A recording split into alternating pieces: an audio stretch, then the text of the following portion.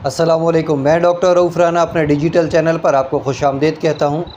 बात करूँगा उल्टी, मतली की कैफ़ियत, दिल घबराना, सर चकराना की वजूहात क्या क्या हैं और इसका इलाज किन अद्वियात के साथ किया जाता है, किस वक़्त कौन सी दवा देनी चाहिए, यही आज की इस वीडियो का मौजू है। मतली, दिल घबराना, कै की कैफ़ियत होना मुख्तलिफ़ वजूहात की बुनियाद पर हो सकता है। इनमें जो सबसे नंबर 1 आता है वो है ग़ज़ा की फूड पॉइज़निंग। अगर हम कोई ख़राब ग़ज़ा खा लें उस सूरत में ऐसा हो सकता है। बदहज़मी की सूरत में ऐसा हो सकता है। ख़वातीन में हमल की कैफ़ियत में भी उल्टी और मतली की कैफ़ियत देखी गई है। इसी तरह कुछ लोग जो सफ़र करते हैं, सफ़र के दौरान या सफ़र के बाद भी उनमें मतली की कैफ़ियत और उल्टी और कै आना हो सकता है। इसी तरह बाज़ औक़ात तेज़ बुखार की सूरत में या किसी इन्फेक्शन की सूरत में भी ऐसा हो सकता है। टेंशन, डिप्रेशन, एंज़ाइटी की सूरत में भी मतली और दिल के जो ख़राब होना, दिल घबराना की कैफ़ियत हो सकती है। इसका इलाज मुख्तलिफ़ तरीक़ों में मुख्तलिफ़ होता है। बाज़ औक़ात तो अगर फूड पॉइज़निंग की वजह से उल्टी या मतली की कैफ़ियत हो तो एक दफ़ा कै आने के बाद ये तबीयत इंसान की ठीक हो जाती है। लेकिन बाज़ कंडीशन ऐसी होती है कि ये कैफ़ियत प्रोलॉन्ग करती है और बार बार होती है। और कुछ मरीज़ों में तो यहाँ तक होता है कि अगर वो पानी भी पिएँ, वो पानी भी कै की सूरत में बाहर निकल आता है। इस सूरत में दवा का इस्तेमाल ज़रूरी हो जाता है। अगर कैफ़ियत बहुत ज़्यादा ख़राब ना हो तो पहली तौर पर दवा, इसका जो इलाज है वो गोलियों से या शरबत की सूरत में बच्चों में सिरप दिया जा सकता है। अगर हम बात करें टैबलेट की, तो अगर किसी शख्स को सफ़र की वजह से ऐसी कैफ़ियत हुई है तो स्टेमिटिल की गोली दी जा सकती है। अगर फूड पॉइज़निंग की वजह से, कुछ खाने की वजह से, बदहज़मी की वजह से ये कैफ़ियत डेवलप हुई है तो डोमपेरिडोन, जिसमें मोटिलियम की टैबलेट दी जा सकती है, मोटिलियम वी दी जा सकती है। इसी तरह पेल्टोन की टैबलेट दी जा सकती है। स्टेमिटिल की अगर टैबलेट दी जाए तो भी वो भी काफ़ी फ़ायदा देती है।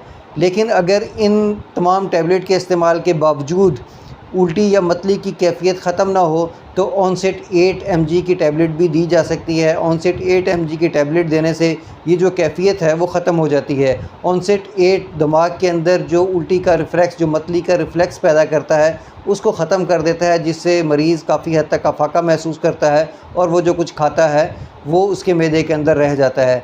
इसी तरह ख़वातीन में अगर बात करें तो उनमें भी ऑनसेट 8 का इस्तेमाल करवाया जाता है। ऑनसेट 8 mg की टैबलेट दी जा सकती है हमल में। और इसी तरीके से प्रेगनेंसी में कुछ गायनेकोलॉजिस्ट एनवीप गोली का भी मशवरा देती हैं, वो सुबह और शाम दी जा सकती है। वो कैफ़ियत दूसरी मतली की कैफ़ियत से अलग है। उसमें एनवीप का इस्तेमाल सुबह और शाम दिया जाता है और तकरीबन 15 से 20 दिन तक इसका इस्तेमाल करवाया जाता है। लेकिन अच्छा, अब हम बात करते हैं बच्चों में। बच्चों में भी इसी तरह ग्रेविनेट का सिरप दिया जा सकता है।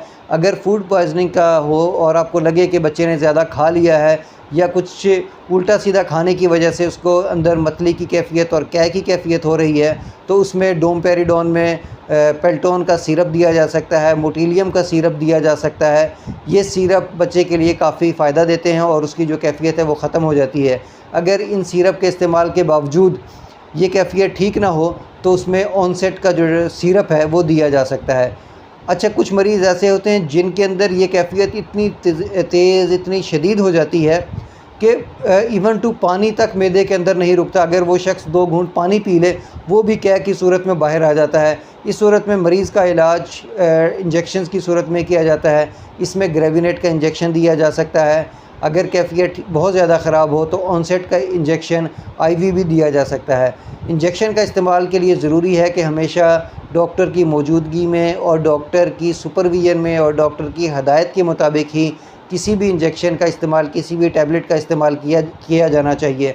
हाँ, अगर ओवर द काउंटर आप इस्तेमाल करें तो मोटिलियम की टैबलेट आप इस्तेमाल कर सकते हैं, ग्रेविनेट की टैबलेट आप ले सकते हैं। लेकिन अगर तबीयत ज़्यादा ख़राब हो तो फ़ौरन डॉक्टर से रब्ता करें ताकि डॉक्टर मरीज़ की तबीयत को देखते हुए, उसकी सेहत को देखते हुए उस इंजेक्शन का इंतखाब कर सकें। अच्छा, मतली की कैफ़ियत के साथ साथ बाज़ औक़ात कुछ साइड लाइन और भी होते हैं। जिस तरह बाज़ लोगों को बुखार की वजह से मतली हो रही होती है तो बुखार की टैबलेट्स इसके साथ दी जा सकती हैं। अब जब मतली की कैफ़ियत ठीक हो जाए, मतली आना रुक जाए, कै आना रुक जाए तो कुछ खाने के बाद बुखार की जो टैबलेट्स हैं या इन्फेक्शन की जो भी टैबलेट हैं या अगर लूज़ मोशन है उसकी टैबलेट्स हैं वो भी साथ साथ दी जा सकती है। ये सिर्फ़ और सिर्फ मतली और कै की कैफियत की जो है उसकी मैंने आपको टैबलेट्स बताई हैं। साइड लाइन्स पे जो भी दूसरी बीमारियां होंगी उसकी दवा भी साथ साथ इस्तेमाल की जा सकती हैं। मुझे उम्मीद है कि मेरी ये मालूमात आपके लिए फ़ायदा मंद होगी। अल्लाह आपको और आपके तमाम अहले खाना को सेहत वाली ज़िंदगी अता करे। अल्लाह हाफ़िज़।